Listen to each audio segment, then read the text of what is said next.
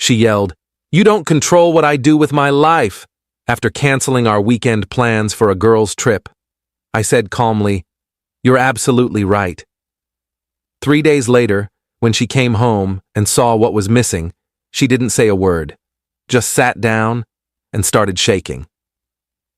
I'm Derek, 34, and I'd been living with my girlfriend Andrea for 2 years. We'd been together for 5 years total, met through mutual friends at a concert, fell into that easy kind of relationship where everything just worked. Or so I thought. The problem started about 6 months ago. Andrea became increasingly flaky with plans.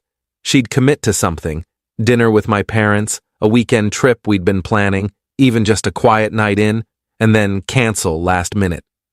Always with an excuse that sounded reasonable on the surface. Work emergency, friend crisis, feeling under the weather. 1 or 2 times, fine. But it became a pattern. The breaking point happened 2 weeks ago on a Wednesday night. We'd been planning a weekend getaway to this cabin in the mountains for over a month. I'd taken Friday off work, packed our hiking gear, made reservations at a restaurant she'd been wanting to try. Thursday evening, I came home to find Andrea on the couch, phone in hand, smiling at the screen. "Hey," I said, setting down my work bag. "All packed for tomorrow?" She looked up, and I saw something shift in her expression.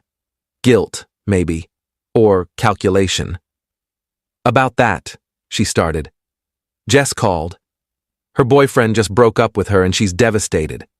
A bunch of the girls are putting together a last-minute trip to the beach to cheer her up. They're leaving tomorrow morning." I felt my jaw tighten. "We've had this cabin planned for over a month. I know, and I'm sorry. But Jess really needs me right now. She's completely falling apart. Can't the other girls handle it? You made a commitment to me. Derek, she's my best friend. I can't just abandon her when she's going through something this painful. And what about abandoning our plans? This is the 3rd time this month you've canceled on me." She stood up, phone still in her hand. "I'm not canceling on you. I'm being there for a friend who needs me. There's a difference." Is there? Because from where I'm standing, it feels like everyone else's needs come before our relationship. That's not fair. I'm allowed to have friendships. I'm allowed to be there for people who need me. I'm not saying you can't have friendships.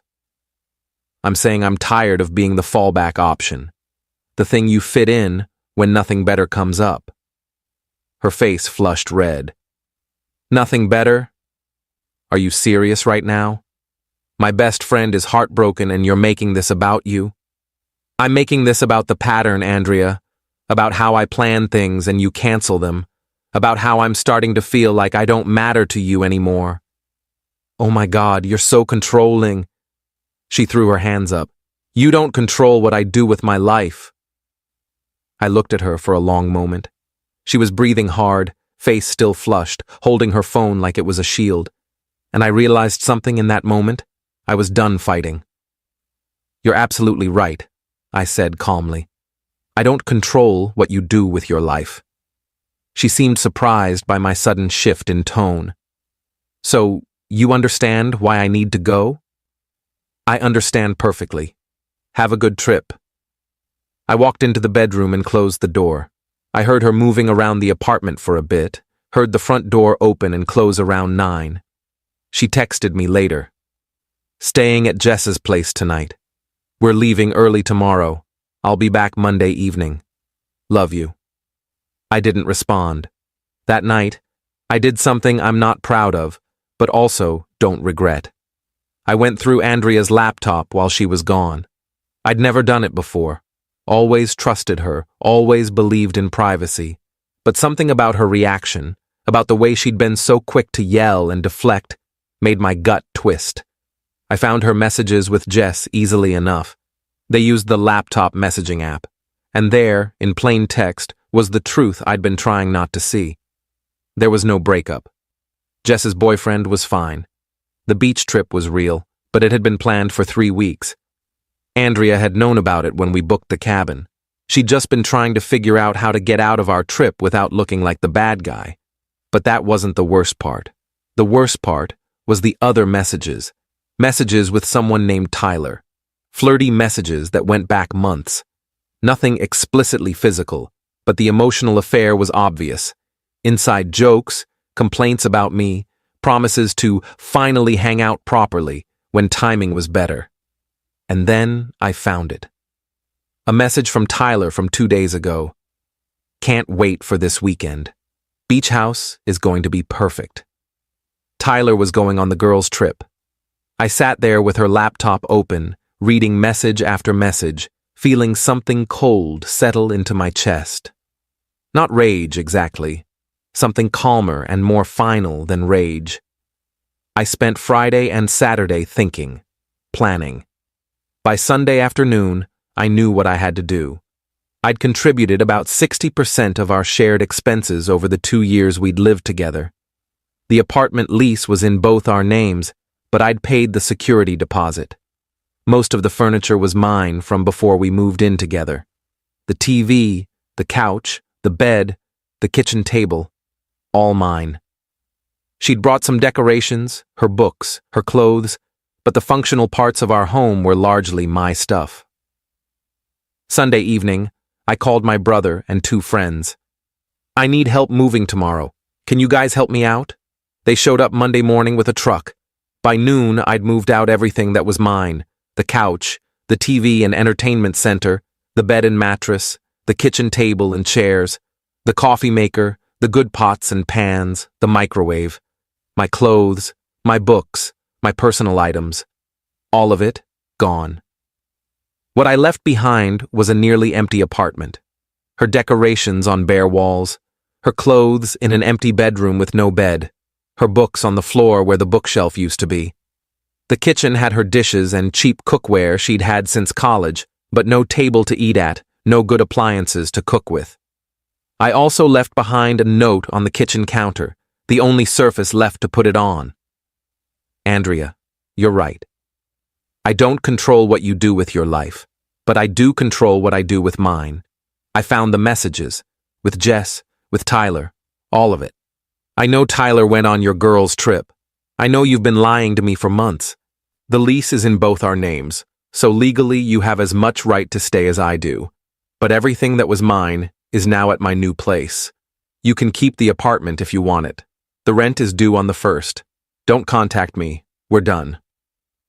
Derek. I left my key on top of the note and walked out. Update 1. I spent Monday afternoon and evening settling into my new apartment, a smaller place across town that I'd found and put a deposit on over the weekend. My brother helped me set everything up. Around 7 p.m., my phone started buzzing. 17 missed calls from Andrea, 12 text messages that progressively went from confused to angry to panicked. Where is everything? Derek, what the hell? Did you break in and take our stuff? This is insane. You can't just take everything.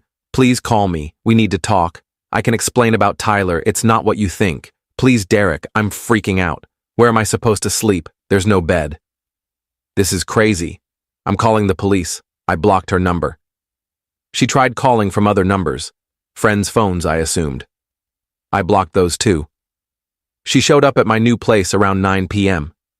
I'd anticipated this and hadn't told her the address, but she must have gotten it from my brother or one of my friends somehow. I didn't answer the door, just listened to her knock and call my name for 20 minutes before she finally left. My brother called me around 10. Andrea's been calling me. She's losing it, man. Says you stole all her furniture. It's my furniture. I bought it. I took it. I know, but damn. She's saying she has nowhere to sleep. She has an apartment.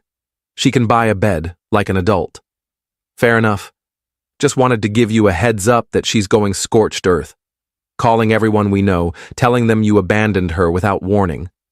Let her talk. Anyone who matters will hear my side. Tuesday morning, I got a call from our former landlord. Derek, I've got Andrea here saying you removed all the furniture from the apartment. Is this a situation I need to be concerned about? Everything I removed was mine. I paid for it before we moved in together. She has no legal claim to any of it. But I'm off the lease as of today. I'm emailing you formal notice right now. She's saying she can't afford the rent on her own. That's not my problem anymore. She has 30 days to figure it out, same as any tenant. I sent the formal notice, copied Andrea on it. The lease had a clause allowing either party to terminate with 30 days' notice as long as rent was paid through the notice period. I paid my half of the next month's rent. What Andrea did after that was up to her. Tuesday afternoon, Jess called me. I'd forgotten to block her number. Derek, you need to calm down and talk to Andrea. You can't just destroy her life like this over a misunderstanding. Misunderstanding? She's been emotionally cheating on me for months. She lied about the trip. Tyler was there with you, wasn't he? Silence. That's what I thought. You helped her lie to me, Jess. You're not the friend to call here. Tyler's just a friend. Nothing happened between them. I read the messages. Maybe nothing physical happened, but she was building a backup relationship while stringing me along. That's not nothing. She loves you, Derek. She made a mistake. No, she made a series of choices. And now, I'm making mine. Don't call me again. I blocked her too. Update 2. Wednesday evening, I got a call from my mom. Derek, honey, what's going on? Andrea's mother just called me very upset. I explained everything. The canceled plans, the lies, the messages with Tyler, finding out about the emotional affair. My mom listened without interrupting. So you took all the furniture? She asked when I finished. I took my furniture. Everything I'd purchased before we lived together or that I'd paid for during, she has her belongings. She just doesn't have the furniture I provided. That seems harsh. Maybe. But I'm done being the person who sacrifices and compromises while she does whatever she wants. She told me I don't control her life, so I removed myself from it. Completely. My mom was quiet for a moment.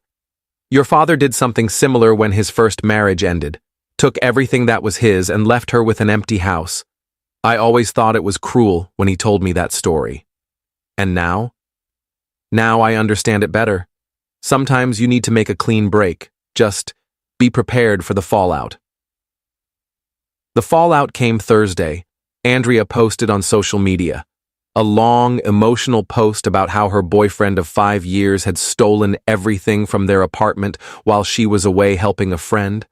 How she'd come home to an empty apartment and a cruel note. How she was now effectively homeless and destitute. The post blew up. People I barely knew were commenting, calling me abusive, controlling, psychotic. She'd framed it perfectly. The heartbroken girlfriend abandoned by her cruel ex, who took everything and left her with nothing. She didn't mention Tyler. She didn't mention the lies or the emotional affair. Just painted herself as the victim. I didn't respond publicly. Instead, I messaged 3 of our mutual friends privately. People I trusted. People who knew both of us well. I sent them screenshots of Andrea's messages with Tyler, with Jess about planning the fake trip, all of it. I'm not asking you to pick sides, I wrote. I'm just asking you to know the full truth before judging me. 2 of them thanked me for showing them. The 3rd told me I was still wrong for how I'd handled it, that 2 wrongs don't make a right. I accepted that. Not everyone would understand. By Friday, the narrative started shifting. The friends I'd sent screenshots to had apparently shared them, with my permission. Suddenly, Andrea's post had comments asking about Tyler, asking why she'd lied about the trip, asking why she was conveniently leaving out the cheating. Andrea deleted the post Friday evening. Update 3. Saturday morning, I woke up to an email from Andrea. Subject line, please read this. Derek, I know you've blocked me everywhere, but I'm hoping you'll read this email. I'm not asking for forgiveness. I'm not even asking for us to get back together. I just need you to understand what actually happened. Tyler and I never slept together. We never even kissed. He's a friend I met through work, and yes, I developed feelings for him. But I never acted on them physically. I kept him at a distance because I was with you. I know that doesn't excuse the emotional part. I know I was wrong to confide in him about our relationship problems, to let it become what it became. But I never actually cheated on you in the way you think I did. The trip wasn't about Tyler. It was about me needing space to figure out what I wanted. I've been feeling trapped and confused for months. I didn't know how to talk to you about it. What you did, leaving me with nothing, taking everything while I was gone, abandoning me without warning, that was cruel. I know you're hurt, but what you did hurt me too. I came home to an empty apartment and I sat down on the floor and I couldn't stop shaking. Everything was gone. You were gone. Our whole life together, just erased. I'm not asking for the furniture back. I'm not asking for anything except maybe some basic human compassion. I'm staying with Jess now. I couldn't afford the apartment alone, so I gave notice. I'm starting over from nothing at 32 years old. If you ever cared about me at all, please at least acknowledge that what you did was extreme. Please give me that much. Andrea. I read it 3 times, felt the guilt try to creep in, felt the part of me that had loved her for 5 years want to respond, want to apologize, want to make it better. Then I closed the email and deleted it. Because here's what she still didn't get. I didn't do what I did to hurt her. I did it to free myself. Every piece of furniture I took, every item I removed, it wasn't revenge. It was reclaiming my life. She wanted space to figure out what she wanted? Fine. Now she has all the space in the world, and I have mine. Final update. It's been 6 weeks now. I've settled into my new place, made it feel like home. The apartment is smaller, but it's fully mine. No shared lease, no shared furniture, no shared anything. Just me and my stuff and the life I'm rebuilding. I've heard through mutual friends that Andrea is doing okay. She got a new apartment with a roommate, bought some secondhand furniture. She and Tyler apparently tried dating officially, but it fizzled out after 2 weeks. Turns out the fantasy was better than the reality. A few people still think I'm a monster for what I did. They see taking the furniture as this vindictive, cruel act. Maybe they're right. Maybe there was a better way to handle it. But I sleep fine at night. The apartment might have been half empty when she came home, but our relationship had been empty for months before that. I just finally had the clarity to see it and the courage to end it completely. Jess tried to reach out once more about 3 weeks ago. A long text about how Andrea was struggling, how she'd made mistakes but didn't deserve to be punished like this. I didn't block her this time. Just responded with, "She made her choices. I made mine. We're done here." My brother asked me last week if I had any regrets. About leaving? No, I said. About how I did it? Sometimes. But Andrea spent months lying to me, building a connection with another guy while keeping me as her backup. She yelled at me for wanting basic respect and commitment. What was I supposed to do? Keep fighting for someone who clearly didn't want to be there? You could have just moved out normally, given her warning. I could have, but would she have learned anything? Would she have felt the actual impact of her choices? Or would she have just spun it as me being unreasonable, me being controlling? He didn't have an answer to that. I've been on a couple dates, nothing serious yet. I'm not in a rush. For the first time in years, I'm actually enjoying being alone. Enjoying having space that's completely mine, making plans I know won't get canceled, living life without constantly wondering if I'm someone's second choice. Andrea sent me one more email 2 weeks ago. Just 2 lines. "I hope you're happy. I hope this was worth it." I almost responded. Almost told her that yes, I am happy. That leaving was the best decision I've made in years. That she did me a favor by showing me who she really was. But I didn't. Because the truth is, she doesn't matter anymore. What she thinks doesn't matter. Whether she understands why I left doesn't matter. What matters is that I'm free. The furniture, the apartment, the shared life, all of it was weighing me down. And when I took it all away, when I left her with that empty space, I wasn't trying to hurt her. I was trying to show her what she'd already done to me. Edit. Some people are asking if I feel guilty about the furniture situation. Sometimes, yes. But then I remember coming home to a half-packed apartment countless times, remember the canceled plans, remember reading those messages with Tyler. The furniture was mine. Taking what's mine isn't theft, and it's not revenge. It's just boundaries. Edit 2. No, I haven't heard from Andrea directly since that last email. I have her blocked on everything. Friends tell me she's moved on and is doing fine. Good for her. I've moved on too.